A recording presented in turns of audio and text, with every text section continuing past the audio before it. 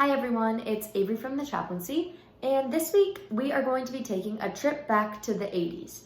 So for our book, we're going to be reading The Paper Bag Princess by Robert Munsch, because this book was actually written in 1980, so some of our parents may have read this when they were kids, we might have even read this when we were kids, but it is an older book. So let's read it. Elizabeth was a beautiful princess. She lived in a castle and had expensive princess clothes. She was going to marry a prince named Ronald. Unfortunately, a dragon smashed her castle, burned all of her clothes with his fiery breath, and carried off Prince Ronald. Elizabeth decided to chase the dragon and get Ronald back. She looked everywhere for something to wear, but the only thing she could find that was not burnt was a paper bag. So she put on the paper bag and followed the dragon. He was easy to follow because he left a trail of burnt forests and horse bones. Finally, Elizabeth came to a cave with a large door that had a huge knocker on it. She took hold of the knocker and banged on the door. The dragon stuck his nose out of the door and said, "Well, a princess. I love to eat princesses, but I have already eaten a whole castle today. I am very busy, dragon. Come back tomorrow." He slammed the door so fast that Elizabeth almost got her nose caught. Elizabeth grabbed the knocker and banged on the door again. The dragon stuck his nose out of the door and said, "Go away. I love to eat princesses, but I have already eaten a whole castle today. I am a very busy dragon. Come back tomorrow." "Wait," shouted Elizabeth.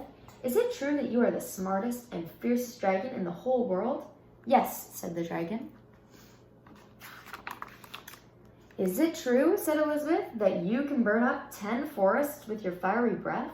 "Oh yes," said the dragon, and he took a huge deep breath and breathed out so much fire that he burnt up 50 forests. "Fantastic," said Elizabeth, and the dragon took another huge breath and breathed out so much fire that he burnt up 100 forests. "Magnificent," said Elizabeth, and the dragon took another huge breath. But this time, nothing came out. The dragon didn't even have enough fire left to cook a meatball. Elizabeth said, "Dragon, is it true that you can fly around the world in just 10 seconds?" "Why, yes," said the dragon, and jumped up and flew all the way around the world in just 10 seconds. He was very tired when he got back, but Elizabeth shouted, "Fantastic! Do it again!" So the dragon jumped up and flew around the whole world in just 20 seconds. When he got back, he was too tired to talk, and he laid down and went straight to sleep. Elizabeth whispered very softly, "Hey, dragon." The dragon didn't move at all. She lifted up the dragon's ear and put her head right inside. She shouted as loud as she could, "Hey, dragon!" The dragon was so tired he didn't even move. Elizabeth walked right over the dragon and opened the door to the cave. There was Prince Ronald. He looked at her and said, "Elizabeth, you're a mess. You smell like ashes, your hair is all tangled, and you are wearing a dirty old paper bag. Come back when you are dressed like a real princess." "Ronald," said Elizabeth, "your clothes are really pretty, and your hair is very neat. You look like a real prince, but you are a bum." They didn't get married after all.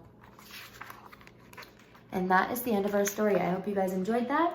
And now we're going to do a song and dance video together to get our bodies moving. Okay, now that we're all done our story, everybody stand up so we can do this dance together. TV, NTV, NTV. Noodle television.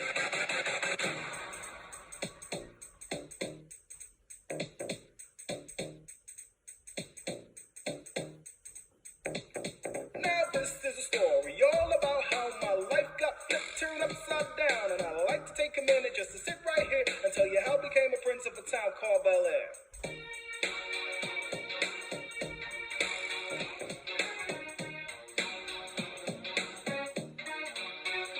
In West Philadelphia, born and raised on the playground is where I spent most of my days, chilling out, maxing, relaxing, all cool, and shooting some b-ball outside of the school. When a couple of guys who were up to no good started making trouble in my neighborhood. I got in one little fight and my mom got scared. She said, "You moving with your auntie and uncle and Bel Air.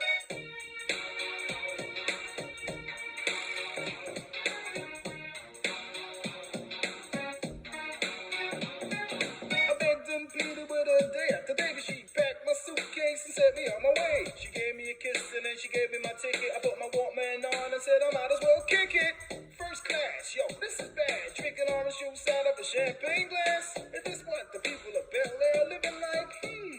This might be alright. I whistled for a cab, and when it came near, the license plate said fresh and hit a dice in the mirror. If anything, I could say that this cab was real, but I thought, man, forget it. Yo, home's to Bel Air.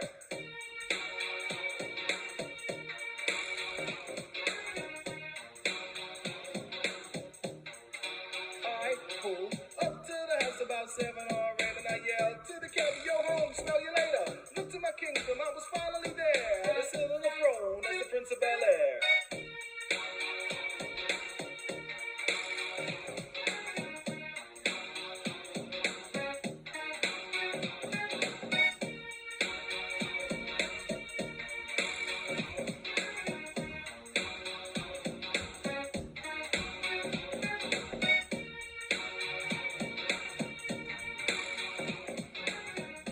So cool.